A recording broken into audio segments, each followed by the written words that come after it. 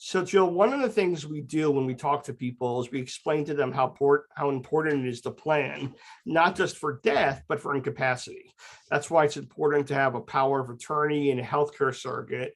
And what we talk to people about is what they want to avoid is a guardianship because of the nature of the guardianship process. So why don't you talk a little bit about what a guardianship is and what the guardianship process is?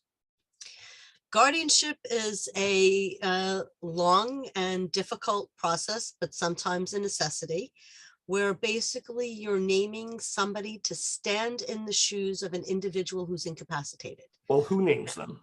Who names them? Well, the court names them. So what basically happens is a person petitions the court, and it's a two-prong, because there's two petitions. One is a petition for incapacity, and the second one is a petition for guardianship. In the petition for incapacity, you are asking the court to remove some or all of the rights of an individual. And once those rights are removed, if they're removed, then a guardian, which is the person who steps in the shoes, is named for them. And the guardian can be a neighbor, a friend, a relative, or there's something called a professional guardian. There's many of those across the state. They're actually licensed by the state of Florida under the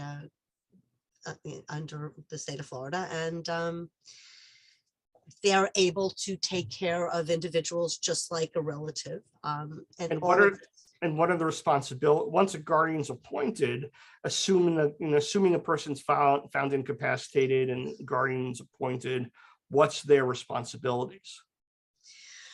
Great. I mean, unfortunately, you're stepping into the shoes of that person. So depending on if you were appointed, there's guardian of the property and guardian of the person. If you're guardian of the person, you are responsible for making medical decisions for that individual. If there's no healthcare surrogate, you're responsible for their lifestyle, their friends, their social. And if you are guardian of the property, you are responsible for their assets. You are responsible for making sure everything gets paid. You have an accounting to the court. In all cases, there's something called an annual report, which you have to file every year with the court, which tells the court what's going on in the guardianship. And yes, the court has jurisdiction and pays attention to every single thing that goes on to the guardianship. Well, thank you. Guardianship's a big topic, and we're going to have other videos on it also. But this is great for setting the basics of what the guardianship is and what the process entails. Oops.